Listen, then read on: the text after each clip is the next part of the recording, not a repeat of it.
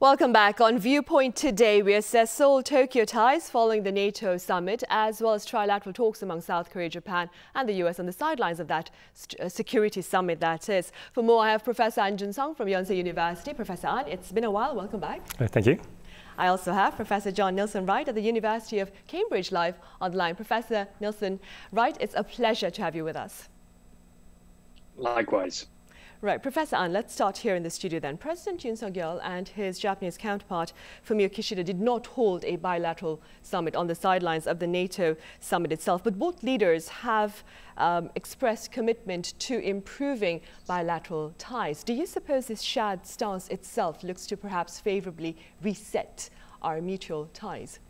Yes, well, I think so. Well, that as we discussed, that both parties failed to set up bilateral meetings in the NATO summit. However, they share the same stance. That is to say that they need to improve the bilateral relations between two countries as soon as possible.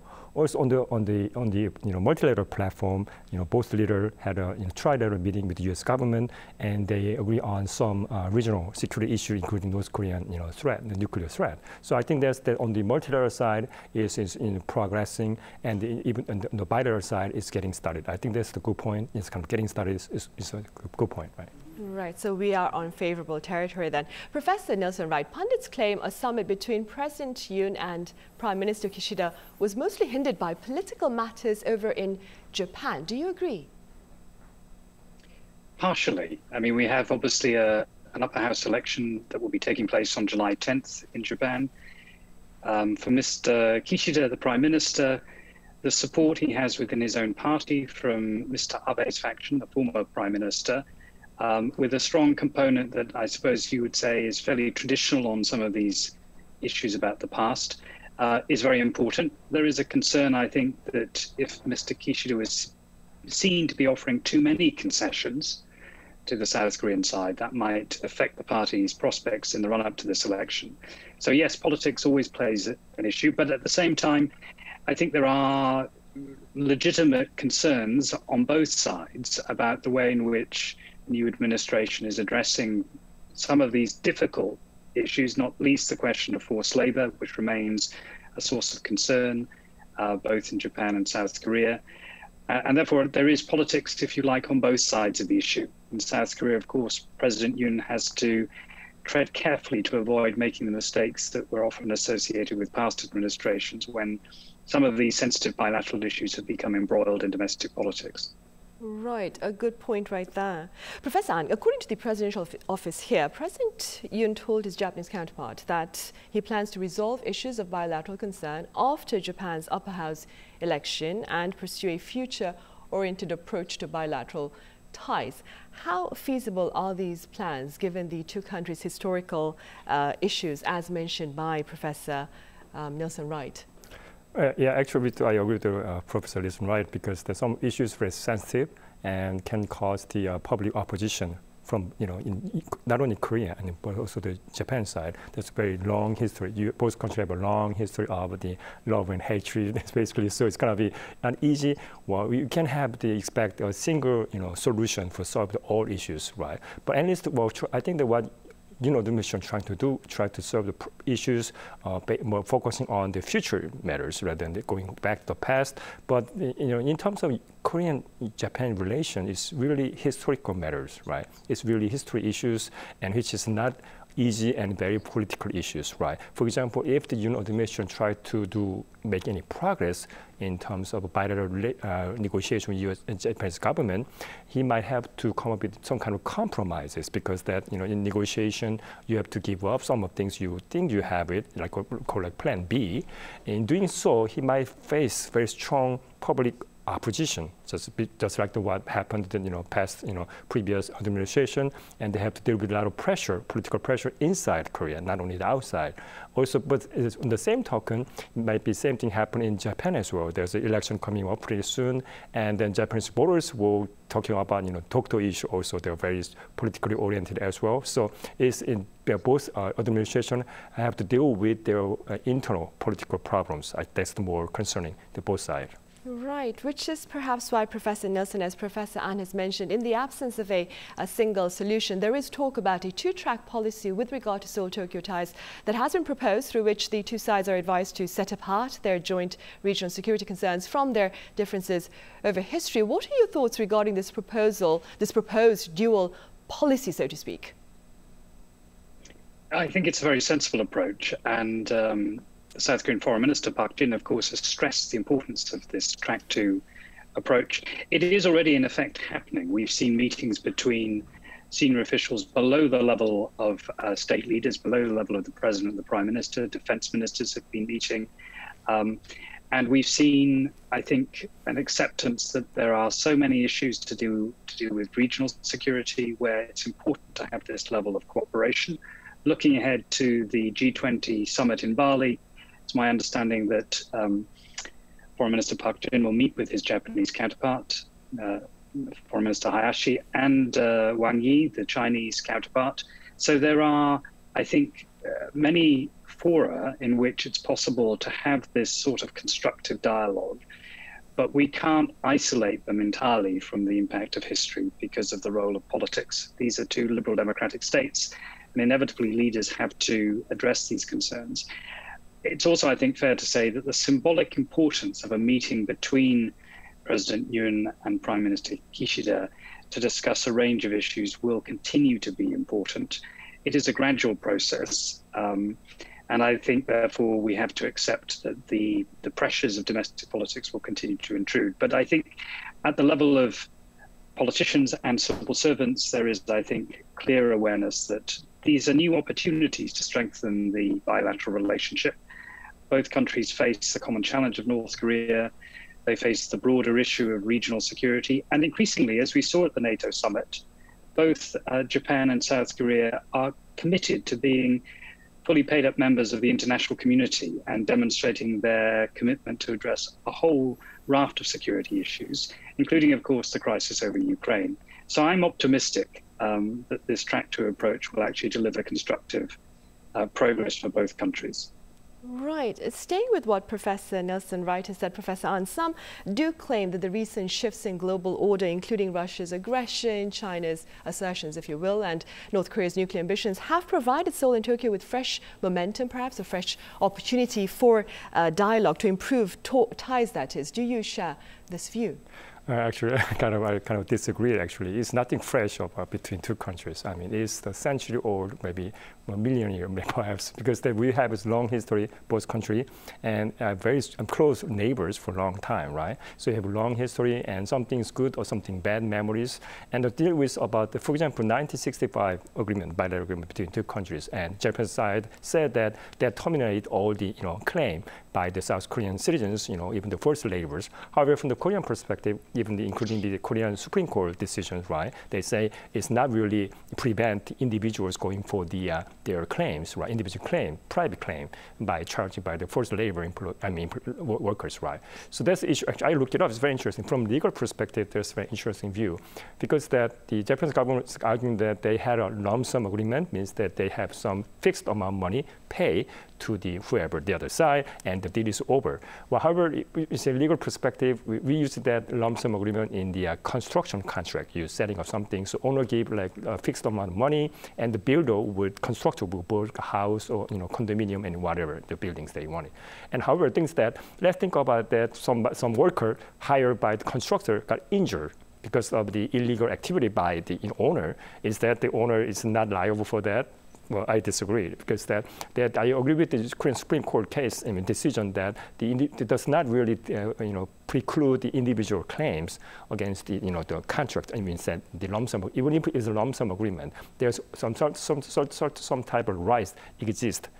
Whatever they say in the contract, that's the things I see. So things are very complex. But however, the Japanese court look different way, right? Not only the court or the prime minister, their administration will look different way. That's a really big gap. It still remains in both countries. Right. And given the complexities of this issue, Professor NILSSON-WRIGHT, what are your thoughts on Washington perhaps seeking a more active role in advancing Seoul-Tokyo ties? Would such a role be seen as perhaps stepping out of diplomatic protocol, do you think? I think Washington has to tread carefully, in the sense that South Korea and Japan are two sovereign nations, and it's up to them ultimately to make the decision on how to move forward. But of course, they are America's two most important allies in the region. There is a long history of the United States seeking to broker agreements between Tokyo and Seoul. Going back even to 1965, it was the US ambassador to Japan at the time, Edwin Reischauer, who took a great deal of pains to try and improve bilateral ties. And we've seen similar efforts. Even more recently, President Obama, of course, when he was in office, sought to bring then President Park and Prime Minister Abe closer together. And President Biden has invested similar political capital in his separate meetings with the two leaders of South Korea and Japan in May of this year. I understand he made a similar push to try and get the two sides talking more closely together. But ultimately, it has to rest with Seoul and Tokyo. The reason, in part, for my optimism, to go back to the earlier point, is partly a reflection, I think, of the importance of personalities. Now, we have in Foreign Minister Park Jin an individual with a long history of having studied Japan, speaks Japanese, has, I think, an awareness of the importance of the bilateral relationship. And I don't want to minimize the historical issues that my fellow panelist was mentioning. But on the issue of the Supreme Court's decision in 2018, now we are seeing an effort by President Yoon through the establishment of this public-private committee to look at the issue. But the administration is mindful of some of the difficulties of being seen to act in a way that perhaps runs against the interests of the plaintiffs in this case, particularly the victims, who would see the offer of potential support from the South Korean government to address those concerns as perhaps stepping in a too interventionist fashion. So I think a lot of this will depend on the response of individual South Koreans and how this plays out in the court of public opinion. And that brings us back again to these difficult issues of public attitudes in both countries. The question of Dokdo also, of course, is part of this broader set of issues. The Japanese media is highlighting the fact that the presence of a South Korean maritime vessel carrying out investigations, its own researches in the waters surrounding that territory, has prompted reactions on the part of more nationalist-minded Japanese. So we need to take into account the broader set of issues. But my optimism is based, I think, on the willingness of the governments, both governments, to try and come up with constructive solutions. Right. Professor, and meanwhile, it's been 3 years since Japan has imposed export controls on key chip-making materials to South Korea. What have been the implications of these control measures by Japan against South Korea? Yeah, I think that issue is very interesting because that really boiled up the situation, because that it's more like a chicken and egg problem, right? Which one is first? It's a chicken or egg, right? Basically. So the Japanese government is saying that since you do something wrong to us, and we will revenge you something, basically, right? It's kind of a trade, kind of a revenge things that. But if they really want to, improve bilateral tie or relation between both countries, Japanese government also have to do something they don't want to do it, right? Like a plan B, right? They have to compromise. They make also compromise well. I think that's a good sign about their export control is that lifting their export control is one way they show good gesture to they compromise the situation. So I think that we'll have to wait and see how Japanese government will do it without, I think that they're making something good, something progress in favoring the improvement of the bilateral relations. I don't think it's very difficult for the administration unilaterally making compromise. You have to be both sides have to make compromise so they're making progress. I think that's the things that they have to deal with it. Right, they'll have to mutually give and take that. Professor Nilsson-WRIGHT, going back to history, within your capacity, speaking that is, within your capacity as a scholar, how do you explain the relentless, perhaps, dispute between Seoul and Tokyo over historical facts? Speaking as a historian, I recognize that historical facts, we like to think of them as objective and absolute, but of course they're filtered through the lens of public perception.